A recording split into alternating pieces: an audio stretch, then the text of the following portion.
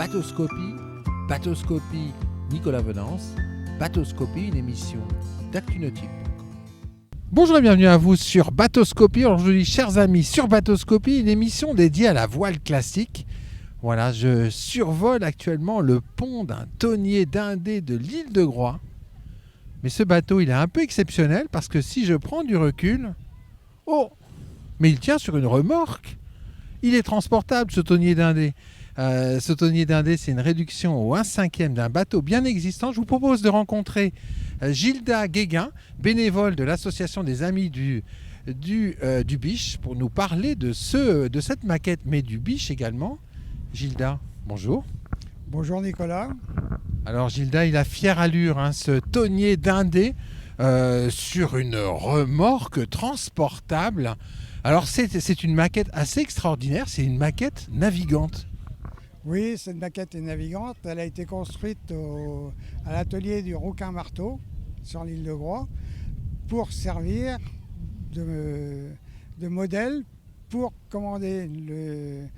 pour avoir des fonds, collecter des fonds pour remettre à flot le dindé d'origine qui est le Biche, qui était sur une vasière à Douarnenez en train de mourir de sa belle mort.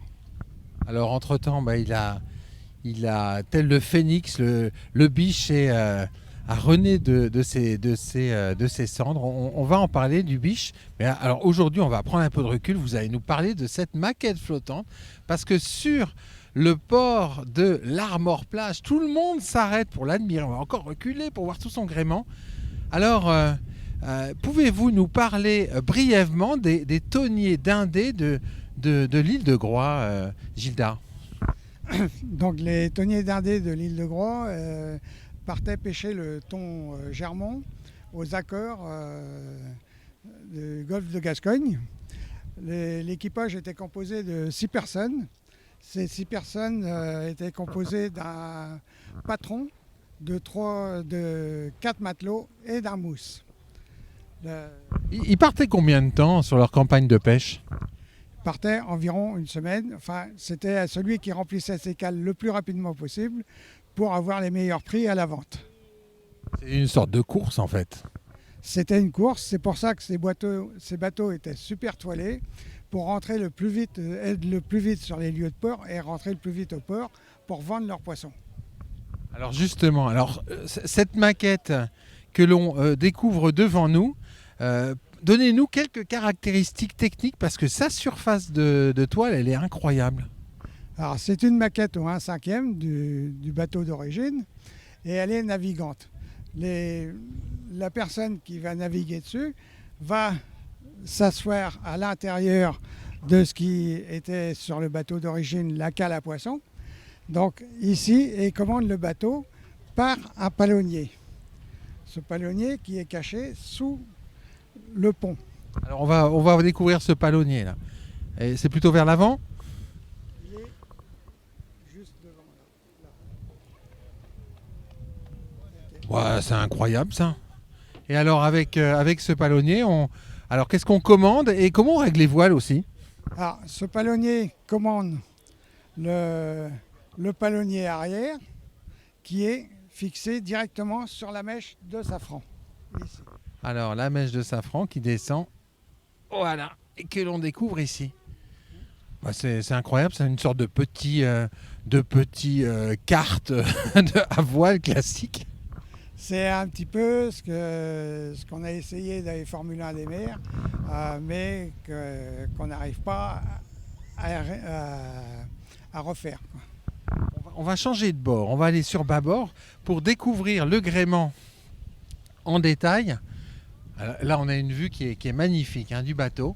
Alors, parlez-nous des différentes voiles de ce bateau et de la façon dont on navigue avec.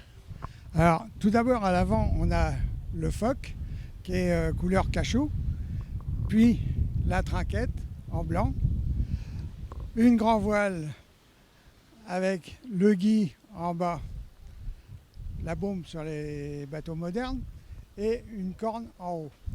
Au-dessus de cette grand voile, vous pouvez voir ce qu'on appelle sur d'autres bateaux un flèche, mais sur un tonnier d'Indé, on l'appelle un hunier. À l'arrière, nous avons un tape-cul. Alors, il sert à quoi le tape-cul sur ce type de bateau? Le tape-cul sert principalement dans les allures portantes pour diriger le bateau ou autrement à garder le bateau dans le lit du vent. Alors, cette maquette en réduction 1/5 du Biche, comment il navigue? Il navigue avec une seule personne et tous les réglages se font à la main, mais sans treuil et à l'ancienne. C'est-à-dire qu'on les tient à la main ou alors on les fixe sur des taquets que l'on voit ici. Ah, ça doit être un peu sportif, hein, parce qu'on a quand même un certain nombre de voiles et puis c'est lancé. Et puis il n'y a pas beaucoup de place non plus. Alors, il faut s'y connaître un petit peu et surtout être bien ordonné.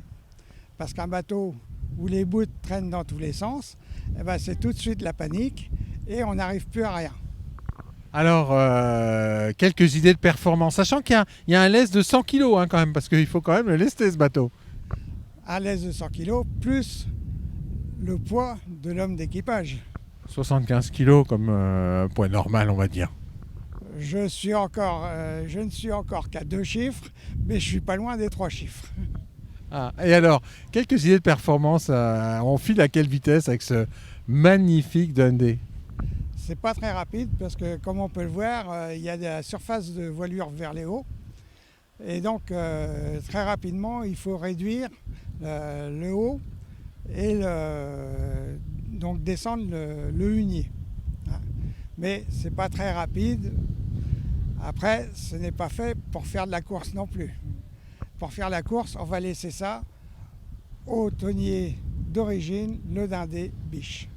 Alors justement, le Biche, il a bénéficié d'un refit total, ce bateau, d'une reconstruction. Et alors, ses aventures, qu'est-ce qu'il fait aujourd'hui, le Biche? Alors, tout d'abord, le Biche a été récupéré dans une vasière à Douarnenez. La chance pour lui, c'est que le bateau était posé sur une autre épave. Donc, il ne s'est pas complètement disloqué. Grâce à l'aide de la Marine nationale, il a été rapatrié à Lorient sur une barge. En 2006, l'association des Amis du Biche a été créée pour faire revivre ce bateau. Nous avons créé la maquette que nous avons vue, a été créée pour chercher des financements pour la réfection du Biche. Cette réfection a été menée par les chantiers du GIP. Forcément. À Lorient, quitte à faire quelque chose, autant faire appel à des professionnels. À Lorient, donc ils ont créé une structure à Lorient pour la réfection du bateau. Le bateau a été mis à l'eau en 2012. Alors, c'est un bateau qui mesure 30 mètres de long, qui fait 70 tonnes et qui a 300 mètres carrés de voilure. C'est dingue ça. C'est énorme, énorme. Toutes les manœuvres se font à la main. Il n'y a aucun appareil moderne, sauf pour l'ancre. Sur l'ancre, nous avons sacrifié au dieu électricité et nous avons un guindeau électrique. Vous avez quand même un moteur thermique à bord, rassurez-moi. Alors, il y a à bord 2 moteurs thermiques pour aider à la manœuvre dans les ports et tout. Dans le temps, on peut voir sur des ports comme les Sables d'Olonne, Fécamp, l'île Dieu, qu'il y avait des jetées ajourées qui se prolongeaient en mer de façon à ce que les familles viennent sur ces jetées, prennent des amarres et tous les bateaux jusqu'au port. Les manœuvres n'étaient pas si simples à l'époque. Alors, le Biche, là, il a un programme chargé en ce mois de juin, fin juin 2022. En ce moment, le Biche est à la Turballe et il sera demain à Aradon, dans le golfe du Morbihan, pour faire des sorties avec des privés. Il revient à Lorient le mercredi. Il sera admirable au bassin à flot, enfin devant le bassin à flot, au quai de Rohan. Voilà, Et puis si on veut tout suivre de l'actualité du Biche, il y a bien sûr le site de l'association. Il y a le site de l'association et il y a la page Facebook Les Amis du Biche. Merci beaucoup Gilda. Au revoir Nicolas, merci.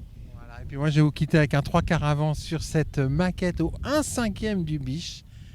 Tonnier dindé de l'île de Groix, construit en 1934. Voilà, et ça c'est sa réplique navigante, magnifique.